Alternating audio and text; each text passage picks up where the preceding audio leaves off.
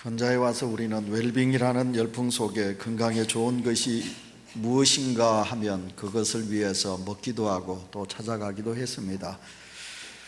웰빙 시대가 지나니 또 최근에는 그 힐링 시대라 그래서 힐링의 열풍이 불고 있습니다. 요즘 힐링이라는 단어를 붙이지 않으면 사회 문화 코드에서 이탈한 매우 전근대적인 것으로 인식되고 있습니다. 그 정도로 힐링이란 말은 힘이 대단한 것 같습니다. 성도 여러분, 힐링 많이 들어보셨죠? 여러분, 힐링 왜 이 말이 이렇게 많은 사람들에게 오르내리고 또 힐링에 대한 강조가 왜 이렇게 많을까요? 그것은 인생이 그만큼 고달프다 그런 뜻으로 우리가 해석할 수가 있습니다. 너나 할 것 없이 많은 사람들이 육체적으로 피곤하고 그리고 병으로 고통당하는 이들이 너무 많이 있습니다. 심적으로는 곤고하고 마음에 상처가 많은 그런 받은 사람들이 우리 속에 많이 있다, 그런 말입니다. 그러다 보니까 당연히 몸과 마음을 위로하고 치유하는 힐링을 갈망하고 있는 것입니다. 그런데 가만히 보면 사람들이 워낙 힐링을 그렇게 찾고 부르짖고 있다 보니까 이것을 상술에 쓰고 있습니다. 여러분, 책을 보면 힐링, 이 책이 우리에게 건강을 준다 그렇게 말하지요. 또 아니면 방송에서도 힐링이라고 그럽니다. 또 여러분 어떻습니까? 여행, 그곳에 가면 우리가 힐링을 얻을 수 있다, 그곳에 가면 여행하면 병을 고침받을 수 있다 그렇게 말하기도 합니다. 심지어는 아파트에도 힐링이라는 그런 어떤 PR 광고를 쓰기도 합니다. 녹지 공간을 확보하지 않으면 분양이 되지 않는다 그렇게 말하지요. 힐링하고 말은 무성한데 실제로는 여러분 우리 속에 참된 치유가 있습니까? 참된 평안이 있습니까? 그렇지 않다고 생각이 됩니다. 힐링을 우리는 치료한다 그리고 고친다 이런 말로 번역할 수 있습니다. 오늘 성경 본문 16절에 보시면 이같이 완전히 낫게 하였느니라. 오늘 이 본문 속에서 치유, 완전한 치유, 힐링에 대한 단어가 나오고 있습니다. 여러분, 치유사역은 구약시대도 있었습니다. 이스라엘 백성들이 430년 동안 애굽에서 종살이 하다가 하나님의 은혜로 드디어 그들이 출애굽을 하지요. 요단강을 건넙니다. 요단강이 아니지, 그죠? 홍해바다를 건넙니다. 홍해바다를 건넜습니다. 사할 길을 갔습니다. 그들이 물을 얻지 못하게 됩니다. 그랬을 때 모세를 향하여, 하나님을 향하여 많이 이스라엘 백성들이 원망했습니다. 그때 하나님은 출애굽기 15장 26절에 하나님께서 이스라엘 백성들에게 이렇게 말하지요. 내가 너희를 위하여 법도를 세웠다, 율례를 세웠느니라. 너희들이 이 법도를 지켜 행하라. 그러시면서 하나님께서 말씀하시는 말씀이 나는 너희를 치유하는 하나님이시다, 너희를 치료하는 하나님이시다. 아멘 하셔야 합니다. 이때 아멘. 그래서 하나님은 이스라엘 백성들에게 나는 너희를 치료하는 여호와 하나님이다 그렇게 말씀하여 주셨습니다. 여기서 우리는 여호와 라파라는 말을 세우게 됩니다. 라파는 말은 바로 힐링, 치유다 이렇게 말씀드릴 수 있습니다. 하나님은 우리를 고치시는 분이라, 하나님은 우리를 낫게 하시는 하나님이라 성경은 그렇게 말씀하고 있습니다. 지난해 독일의 본케 목사님이라고 계십니다. 본케 목사님. 근데 이 본케 목사님께서 지난해 어디서 집회를 하셨느냐 하면 그 아프리카 케냐에서 집회를 했습니다. 아프리카 땅이 암울한 땅이 아닙니까? 아프리카 사람들이 참 질병으로 많이 고난을 당하고 있지 않습니까? 이 본케 목사님께서 케냐에서 집회를 했는데 놀랍게도 그 집회에 아프리카 사람들이 150만 명이 참여를 했습니다. 근데요, 기적의 역사가 일어났습니다. 놀랍게도 그곳에 성령의 역사가 임하였습니다. 그래서 너무 많은 사람들이 치유함을 받았습니다. 고침받았습니다. 병이 낫는 기적의 역사가 옛날에 일어난 것이 아니라 작년 케냐에서 일어났다고 합니다. 그래서 여러분, 이 본케 목사님은 성령님의 축제라는 책을 통해서 또한 수많은 성도들에게, 사람들에게 오늘도 하나님의 치유의 역사는 일어나고 있습니다 라고 우리에게 말씀하고 있습니다. 일제시대 때 김익두 목사님께서 1919년 신유의 부흥사로 서임받았습니다. 이 목사님이 많이 배우지는 못했지만 기도 많이 하시고 능력이 있으셨습니다. 나아가 하나님의 복음을 전하며 또한 병자들을 향하여 기도할 때마다 하나님의 기적의 역사가 일어났습니다.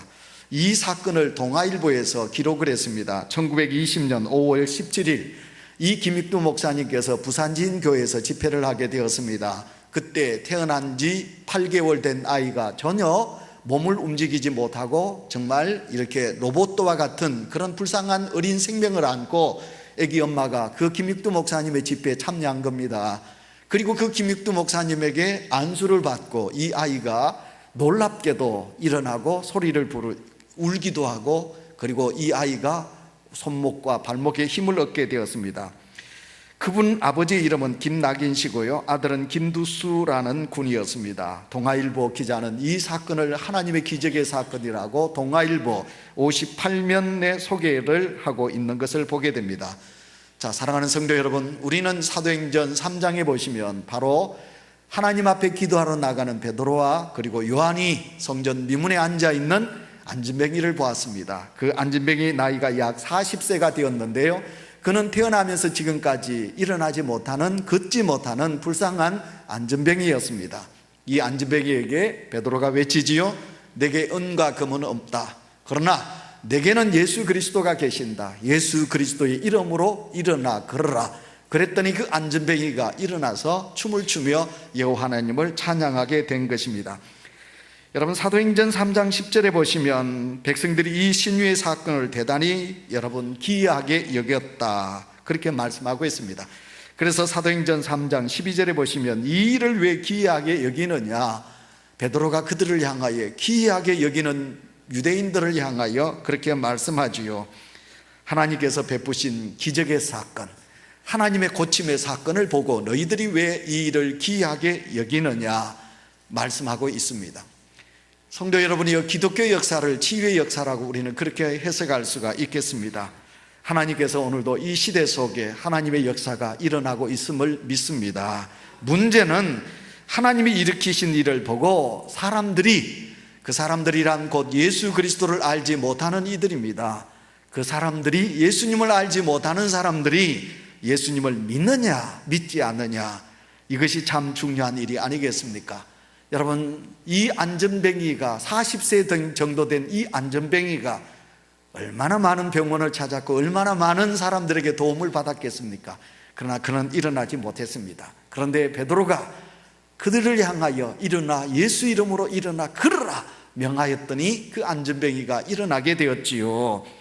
이 안진뱅이가 일어나게 된 사건을 두고 많은 사람들이 기이하게 여겼다고 성경은 말씀하고 있습니다. 그런데 놀라운 것은 이것이 바로 초대교회 복음의 전초 기초가 되게 된 것입니다. 여러분, 베드로와 요한이 사도들이 나가 예루살렘 거리에 나가 예수님을 전하게 됩니다. 예수님을 전하게 되는데 이 베드로가 복음을 전했을 때 얼마나 많은 성도들이 한 번에 예수님을 믿게 됩니까? 성경은 그렇게 말씀하지요. 3,000명, 5,000명이 예수님을 영접하게 되었더라.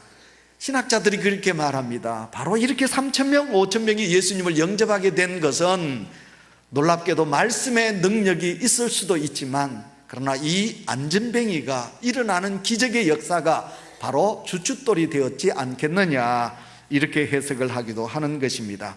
어쨌든 이 안진뱅이가 일어나는 기적의 사건, 이 놀라운 신유의 사건이 예루살렘 땅에서 일어나게 된 것입니다. 자, 이를 보고 많은 사람들이 예수 그리스도를 영접하기도 하고, 어떤 이들은 여러분 기이하게 여기면서 도대체 이 일을 어떻게 해석할 수가 있는가, 흥미로운 이야기거리로 끝날 수도 있겠고요, 아니면 오히려 하나님의 기적을 폄하하려는 그런 이들도 있었으리라고 말할 수 있겠습니다. 오늘도 하나님은 우리 속에 역사하지요. 여러분, 지난해 그 봉계 목사님으로 통해서 케냐에서 수없이 많은 환자들을 일으켜 세우신 하나님의 기적의 역사가 오늘 만약 우리 온유재단에서, 우리가 살아가고 있는 이 땅에서 하나님의 기적의 역사가 일어날 때 얼마나 많은 사람들이 하나님의 역사임을 인정하고 또 믿음을 회복하고 회개하고 주님께로 돌아올 분들이 얼마나 있을까. 저도 한 번씩 그렇게 기도합니다. 하나님, 우리 교회에 환자가 있습니다. 우리 교회에 사람으로 할 수 없는 그런 연약한 이들이 우리 속에 있습니다. 하나님 우리 온유재단에 이런 기적의 역사를 있게 해주십시오. 저뿐만 아니라 우리 성도님들도 다 그렇게 기도하고 계시리라고 생각이 됩니다. 자, 이런 기적의 역사가 우리 속에도 일어날 줄 믿습니다. 아멘. 일어날 줄 믿습니다. 그러니 우리가 믿음을 가지고 하나님 앞에 나가는 성도가 되시기를 축원합니다. 자, 여러분, 이런 신유의 기적의 역사가 왜 일어날까? 일어난 여러분 이유가 어디 있을까? 고침받은 회복이 일어나게 되는데 이런 이유는 어디에서 어떻게 일어날 수 있겠는가? 그건 첫째로 다른 것이 아닙니다. 예수 이름을 주어야 합니다.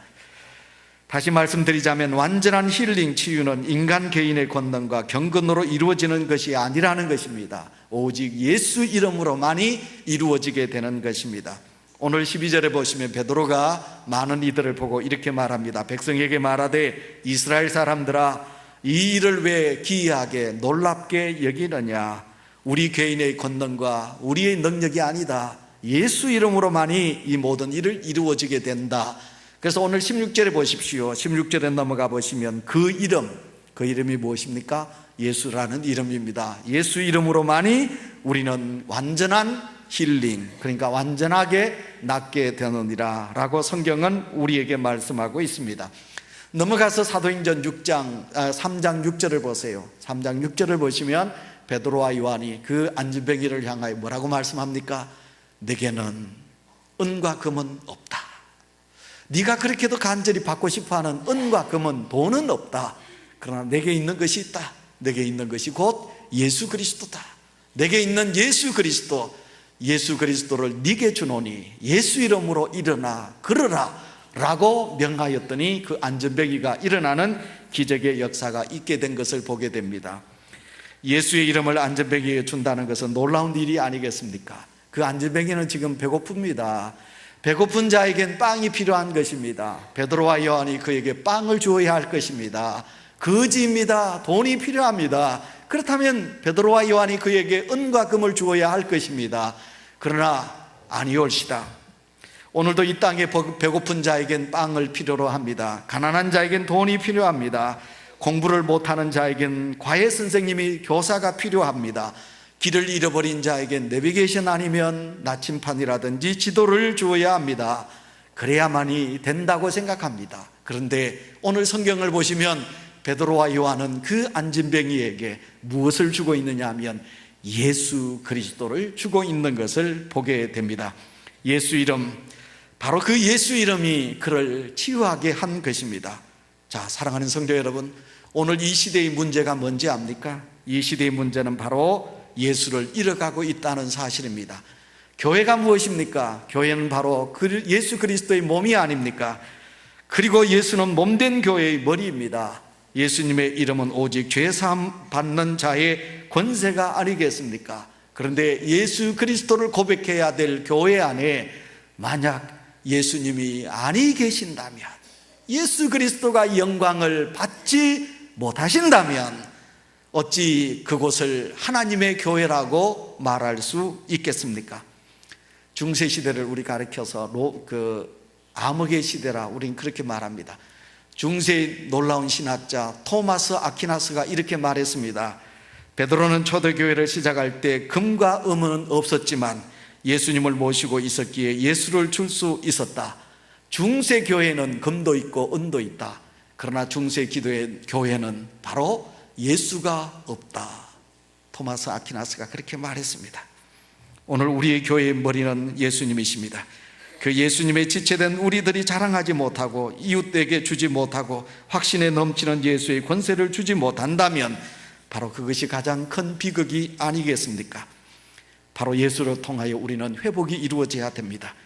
우리는 죄 사함 받는다는, 예수만이 우리의 죄를 사함 받는다는 사실을 우리는 알고 있습니다. 그래서 우리는 예수 그리스도로 통하여 죄 사함을 받아야 되지 않겠습니까? 예수만이 병든 자, 예수만이 우리의 마음의 슬픔을 치유할 자임을 우리는 알고 있습니다. 사랑하는 성도 여러분, 그 예수만을 의지하는 성도가 되시기를 축원합니다. 그 다음 두 번째, 여러분, 하나님의 치유는, 힐링은 그 이름 예수 그리스도를 이름으로만 끝나서는 아니 된다는 것입니다. 예수님을 나의 구세주로, 예수님을 나의 구원자로 믿는 믿음이 있을 때 우리에게 완전한 치유가 이루어지게 되는 것입니다. 사도행전 3장은 베드로의 설교입니다. 여러분 3장을 여러분 읽어보시면 베드로의 설교로 우리가 은혜를 받을 수 있습니다. 베드로는 설교합니다. 무슨 설교를 합니까? 예수님을 믿어라. 여러분, 베드로의 설교는 힘이 있었습니다. 여러분, 제 설교가 힘이 있나요? 힘이 있다고 생각하는 사람, 성도는 은혜를 받을 것입니다. 베드로의 설교는 힘이 있습니다. 왜 힘이 있습니까? 그는 많이도 주님을 슬프게 했지요. 그리고 십자가 주님을 그는 멀리하고 도망을 쳤지요. 그러던 그가 주님을 다시 영접하고 만나고, 그리고 예수 그리스도로 통하여 회복을 이루게 됩니다. 그리고 이제는 그는 나갑니다. 이제 유대 거리에 나갔습니다. 유대 거리가 어떤 거리입니까? 살기가 등등하잖아요. 많은 사람들이 예수 그리스도를 십자가에 못 박아 죽였고, 그 예수 그리스도를 십자가에 못 박아 죽인 자들이 지금 유대 거리에 가득 차 있지 않습니까? 그들을 향하여 베드로가 힘있는 설교를 하는 것입니다. 너희가 죽인 예수 그리스도, 어떻게 그런 설교를 할 수 있겠습니까? 오늘 이 자리에 제가 만약 여러분 보고 살인자라 그러면 여러분 어떻게 받아들이실까요?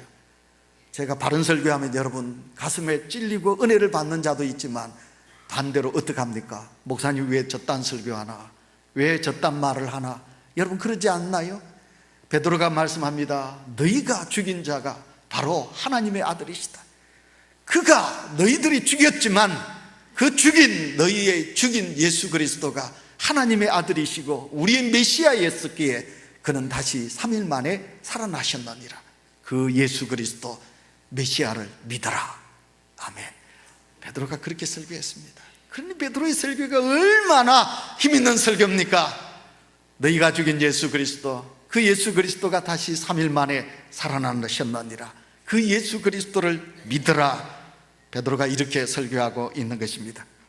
베드로는 바로 예수가 고난받는 종의 예언대로 이 땅에 오셨고, 그는 아무 죄도 없었지만 채찍을 맞아 고난을 당했고, 마지막에는 우리의 질고를 담당하시기 위하여, 죄를 회복하시기 위하여 용서하시고 그 모든 죄를 대속의 제물이 되시기 위하여 십자가 위에서 죽으셨다고, 그리고 그 예수 그리스도를 믿음으로 우리는 몸과 마음이 낫게 되었다고 베드로는 그렇게 말씀하지요. 베드로전서 2장 24절, 친히 나무에 달려 그 몸으로 우리 죄를 담당하셨으니 이는 우리로 죄에 대하여 죽고 의에 대하여 살게 하려 하심이라. 저가 채찍에 맞음으로 너희는 나음을 얻었느니라. 아멘. 너희는 나음을 얻었느니라. 베드로가 그렇게 말씀하고 있습니다. 베드로는 그 이름 예수를 절대적인 확신으로 믿고 있습니다. 그리고 베드로는 예수님이 죽은 자 가운데 살아난 것을 믿고 있습니다. 아니, 스스로 다시 사신 예수님을 만난 것입니다. 그래서 오늘 사도행전 3장 13절, 14절, 15절 우리가 읽으셨습니다. 너희가 생명의 주를 죽였다, 이렇게 이제 고백하고 있는 것입니다. 그러나 하나님이 죽은 자 가운데서 달리 다시 살리셨으니 우리가 이 일의 정인으로다. 베드로는 다시 사신 부활의 눈으로 오늘도 우리에게 예수 그리스도를 소개하고 있는 것을 보게 됩니다. 그러므로 3장 16절 여러분 우리 다시 읽도록 하겠습니다. 성경을 보겠습니다. 16절 다 같이 읽습니다. 그 이름을 시작. 그 이름을 믿음으로 그 이름이 너희가 보고 아는 이 사람을 성하게 하였나니 예수로 말미암아 난 믿음이 너희 모든 사람 앞에서 이같이 완전히 낫게 하였느니라. 아멘. 성도 여러분, 그렇습니다. 예수로 인해 주어진 믿음이 있으면 오늘도 내게 신유의 기적이, 힐링의 역사가 일어나게 되는 것입니다. 우리의 믿음은 내가 만들어낸 신념이나 의지가 아니올시다. 그것으로 신유의 기적을 일으키는 것이 아닙니다. 예수 그리스도를 믿음으로 말미암아 그 믿음이 오늘도 우리를 낫게 하는 줄 믿습니다. 제가 이 책을 보니까요, 우리가 이제 영어도 안 배웠지만 우리 입으로 말하는 영어들이 있죠, 그죠? 전혀 영어를 배우지 못한 어른들도 이렇게 한마디씩 영어를 합니다. 그래서 한국 사람들 중에 가장 많이 쓰여지는 영어 단어가 무엇일까 하고 조사를 해봤더니 1위가 뭔지 압니까? 땡큐, 감사합니다, 이게 아니었습니다. 러브, 사랑, 이것도 아니었습니다. 가장 많은 한국 사람들이 가장 많이 쓰는 영어 단어가 있는데 그것이 뭐냐면 스트레스라는 것입니다. 여러분, 감사합니다, 땡큐는 감사합니다 번역을 할 수도 있고요, 아니면 사랑 그러면 러브, 사랑이다 이렇게 번역이 되겠는데, 여러분, 이 스트레스는 우리가 한국말로 이게 번역이 안 된다는 것입니다.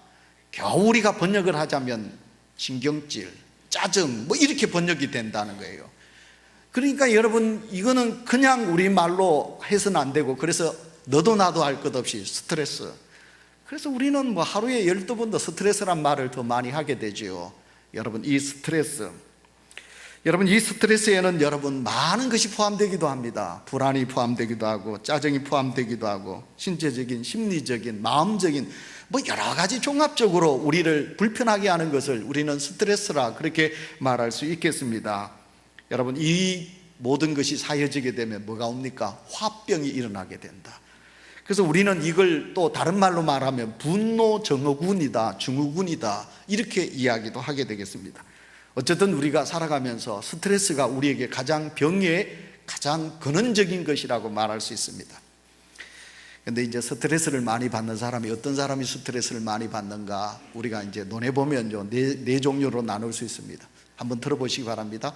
여러분들 중에 나는 그러면 어떻게 그럴까 한번 보시기 바랍니다. 가장 스트레스를 많이 받는 첫째 사람이 누가 가장 스트레스를 많이 받느냐? 성격이 아주 꼼꼼한 사람은 스트레스를 많이 받게 돼 있답니다. 신문을 보는데요, 다 첫 글자부터 마지막까지 꼼꼼히 다 보는 사람. 그러니까 이 완벽주의입니다. 어떤 일을 할 때도 완벽하게 일을 해야 됩니다. 뭐 대충 이렇게 하는 사람은 스트레스를 덜 받는데, 꼼꼼하게 내가 하는 모든 일은 1부터 100까지 다 이루어져야 된다라고 그렇게 모든 일을 하는 사람은 스트레스를 많이 받게 된다는 것입니다. 그 다음 두 번째, 어떤 사람이 스트레스를 많이 받느냐? 경쟁심이 아주 많은 사람. 남한테 져서는 안 된다, 무조건 내가 남한테는 이겨야 된다, 이런 어떤 아주 경쟁심이 강한 사람은 남에게 양보가 부족하니까, 양보심이 있는 사람, 그래 뭐 네가 해라, 그래 네가 잘났으면 뭐 네가 해, 그래 됐다, 네 잘하면 되지 하고 양보하는 사람은 스트레스를 덜 받는데, 양보심이 적은 사람은 스트레스를 많이 받는다는 거예요. 그 다음에 세 번째 누굴까요? 성격이 급한 사람, 성격이 불같은 급한 사람. 이런 사람은 짜장면 시키면 5분 만에 와야 돼요. 그래야 돼요. 라면을 먹을 때 선풍기 틀어놓고 젓가락질 딱 해서 입에 들어갈 동안 바람이 불어가지고 더운 공기가 싹 날아가서 입속에서 뜨거운 것이 없도록 해야, 그런 좋은 사람은, 그런 성격이 급한 사람은 스트레스를 많이 받는데요. 그 다음에 네 번째, 지나치게 내성적인 사람. 외성적인 사람은 막 화를 내버리고 뱉어버려요. 이런 사람들은 스트레스를 덜 받는데, 자기가 그냥 꼼꼼 마음속에 그냥 담아두는 사람은 스트레스를 많이 받는다. 그러면 우리가 이렇게 이제 네 종류의 사람을 제가 소개했습니다. 그럼 여러분, 우리는 여기에 다 포함될 것입니다. 그러므로 성도 여러분, 힐링.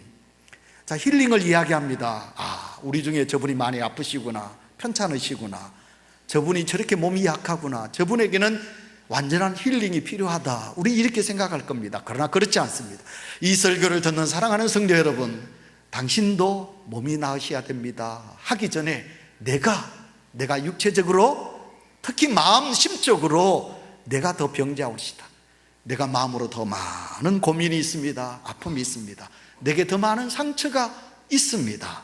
드러나지는 않지만, 보이지 않지만 내 스스로 병을 만듭니다. 스트레스를 받아서. 그러다 보니까 누가 뭐래도 내가 환자입니다. 그래서 오늘도 성경에 말씀하고 있습니다. 예수 그리스도를 믿으면, 그 예수 그리스도를 믿으면 그분으로 통하여 우리에게 힐링이 온다. 예수 그리스도를 믿으면, 예수 안에 있으면.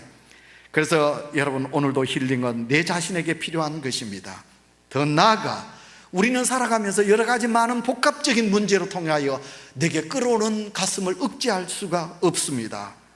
왜냐하면 곳곳에 여러 가지 많은 어떤 아픔이 있고, 그 아픔을 볼 때마다 분노가 치밀기도 하고, 이 땅을 볼 때 정의가 어디 갔느냐, 왜 불의가 판을 피치느냐, 왜 의로운 자가 고난을 당하고 약한 자들이 수모를 당할까, 왜 악한 자들이 더 큰 소리치는 세상이 될까 하면서 나도 모르게 내 속에서 치어오르는 어떤 의분이 일어날 때, 그때 내 속에 더 많은 상처를 받게 된다는 것이지요. 그러므로 성도 여러분, 우리는 이런 내적인 감정을 억제할 수 있는 것은 오직 예수밖에 없는 거지요.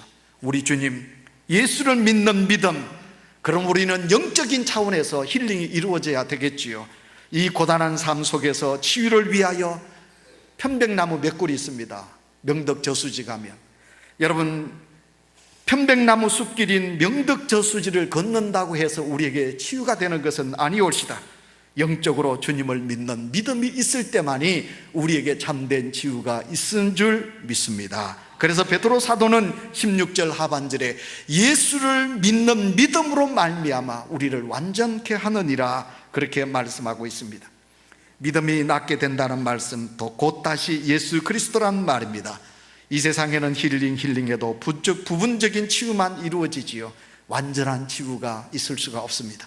그러나 예수 안에서만이 참된 치유가 있음을 믿는 성도들이 되시기를 축원합니다.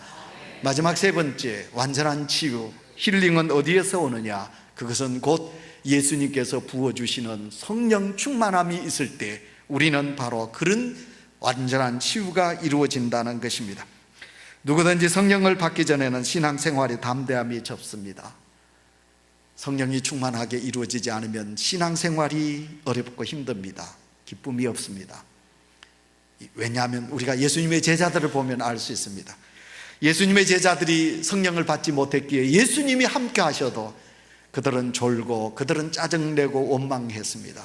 그리고 그들은 예수님을 부인하고 도망갔습니다. 예수님은 앞에 비급자입니다. 배신자입니다. 그러나 그들이 예수님의 부활을 보고, 그리고 예수님께서 성천하시기 전에 사랑하는 제자들에게 너희들은 예루살렘을 떠나지 말고 이제 너희들에게 오실 성령을 기다리라. 성령을 사모하라. 그래서 예수님의 제자들이 예루살렘을 떠나지 않고 마가의 다락방에 모여서 그들은 회개하고 그리고 성령을 기다렸습니다. 그랬더니 오순절날 120명에게 성령이 불같이, 성령이 바람같이 임하게 된 줄 믿습니다. 여러분, 그들이 성령을 충만하게 받았습니다. 성령이 충만한 이들이 나아가 반문으로 말합니다. 그랬더니 많은 사람들이 말합니다. 뭐라고 말합니까? 저들이 술 취했다. 술 취했다고 조롱하는 그들에게도 어떻게 합니까? 아까 제가 말씀드린 그대로 너희가 죽인 예수 그리스도가 하나님의 아들이시다. 너희가 죽인 예수 그리스도는 다시 3일 만에 부활하셨나니라. 그 예수 그리스도를 믿어라. 성령이 충만하니 비급장이가 아닙니다. 성령이 충만하니 옹졸한 자도 아닙니다. 성령이 충만하니 부끄러운 자도 아니올시다. 성령이 충만하니 여러분 어떻습니까? 그들에겐 해야 될 일을 분별하게 되었습니다. 성령이 충만하니 용기가 가득 찼습니다. 성령이 충만하니 그들은 나아가 하나님의 복음을, 주님의 복음을 전하게 됩니다. 그리고 그 성령이 충만한 이름으로 바로 안전뱅이를 향하여 내게 은과 금은 없다. 내게 있는 것은 오직 예수 그리스도다. 일어나 걸어라 명하게 되는 것입니다. 오늘 본문 말씀 이후 사도행전 4장 7절 8절에 보시면 유대교 지도자들에게 붙잡혀 신문을 받는 가운데서도 베드로가 이렇게 말합니다. 베드로가 성령이 충만하여 가로되 백성의 관원과 장로들아, 나사렛 예수 그리스도의 이름이 이 사람이 건강하게 되어 너희 앞에 섰느니라. 아멘. 암전뱅이가 회복된 것을 설명하는 베드로는 바로 성령이 충만하였다고 성경은 우리에게 말씀하고 있습니다. 성령 충만하였기에 베드로는 담대했습니다. 위협하는 사람을 두려워하지도 않았습니다. 성령 충만, 성령에 사로잡혀 있었기에 성령의 다스림을 받고 지배를 받았기에 예수 이름만이 구원 얻는 이름이라고 외치게 된 것입니다. 교회 성도들과 목사들, 어느 누구든 성령을 받아야 되지 않겠습니까? 목사만 받아서도 안 되고 성도만 받아서도 안 되고요, 성령은 받아도 되고 안 되고가 아니올시다. 여러분, 저도 성령을 받아야 되고 이 자리에 계신 성도 여러분, 우리 모두가 다 성령이 충만해야 될 줄 믿습니다. 반드시 우리는 성령을 받아야 되는 것입니다. 사도 바울을 보십시오. 사도 바울은 전도합니다. 그가 성령에 충만했기에 루스드라에서 안전뱅이를 일으켰습니다. 여러분, 빌립보에서 귀신 들린 여자아이를 고쳐주었습니다. 심지어는 사도 바울이 손수건 하나만, 그 손수건으로 인하여 병자를 고쳤습니다. 밀레도에서 독사에 물린 자를 고쳐주셨습니다. 그가 곧 독사에 물렸으나 자기가 독에 의하여 죽지 않았던 사도 바울의 능력을 우리는 너무너무 잘 알고 있습니다. 우리가 너무 잘 아는 성경 구절이 있습니다. 야고보서 5장 14절 15절 너희 중에 고난당하는 자가 있느냐, 너희 중에 병든 자가 있느냐, 너희는 교회의 장로들을 청할 것이요 그들은 너희의 머리에 손을 얹고 기름 부음을 받아 너희들이 너희를 위하여 기도할지니라. 의인의 기도는 병든 자를 구원하리라. 아멘 하시는 말씀이 있습니다. 여러분, 교회의 장로, 바로 목회자, 치리 목사, 장로, 그리고 또 여러분 가르치는 장로, 나누어서 이야기할 수 있지 않겠습니까? 티칭 장로를 우리는 목사라 그렇게 말하지요. 여러분 또한 여러분 치리, 그러니까 행정 장로를 우리 교회 장로님들을 가르쳐서 우리는 룰링 장로, 엘드라, 우리는 이렇게 말합니다. 자, 여러분 이 장로님들을 청할 것이요. 그래서 그들은 어떻게 합니까? 아픈 부위에다가 기름을 바르고, 이 기름은 두 가지입니다. 약을 바른다 그런 뜻도 있지만 후자가 무엇입니까? 성령의 기름 부음을 바른다. 그래서 위하여 기도할지니라. 의인의 기도는 역사하는 힘이 많으니라. 사랑하는 성도 여러분, 오늘도 우리가 주님 앞에 죄를 고백하고 성령을 충만하게 받을 때 하나님의 놀라운 기적의 역사가 우리 속에 나타나리라 믿습니다. 설교를 맺으면서 오늘 이 시대가 옛날보다 많이 풍요해졌습니다. 그렇죠? 풍요한 시대입니다. 우리의 육신을 많이 편하게 하는 시대입니다. 근데 이렇게 풍요하고 편한 시대인데 왜 그렇게 환자는 많습니까? 왜 그렇게 아픈 자들은 많습니까? 왜 마음속에 고민과 슬픔이 있는 자들이 왜 그렇게 많이 있습니까? 힐링이란 말을 많이 쓰고 웰빙 그래서 우리가 좋은 것을 찾아서 너무너무 좋은 것을 많이 먹는데, 근데 왜 우리가 이렇게 고난과 아픔이 너무 많이 있는가요? 사실 지금 이 시대가 누가 뭐래도 우리 주님의 위로와 사랑이 필요한 시대, 우리 주님이 역사하여 우리의 육신과 심령을 낫게 하는 힐링의 시대가 바로 오늘 우리가 살고 있는 시대라고 말할 수 있습니다. 그러므로 오늘 우리는 예수 이름으로, 그리고 예수를 믿는 믿음이, 성령이 충만할 때 완전한 힐링이 이루어진다고 말씀하고 계십니다. 우리 예수님께서 말씀하여 주셨습니다. 수고하고 무거운 짐진 자들아 다 내게로 오거니라. 이 땅에 살아가는 문제가 많아 자식 문제로 걱정하다 보니, 살아가는 생업 문제에 매달리다 보니, 사람들의 관계 속에서 아름다운 관계를 이루려다 보니, 참 그런 사람들로 통하여 받는 상처가 너무 많다 보니 우리 속에 주어진 아픔이 많이 있는 것 같습니다. 우리 주님이 말씀하십니다. 수고하고 무거운 짐진 자들아 다 내게로 오라. 내가 너희를 낫게 하리라. 주님이 명하십니다. 우리 주님의 이름으로 주님을 만나셔서 우리 주님의 성령의 역사로 고침받아 모든 성도 여러분 힐링의 치유함이 있는 은혜가 우리 속에 있으시기를 축원합니다.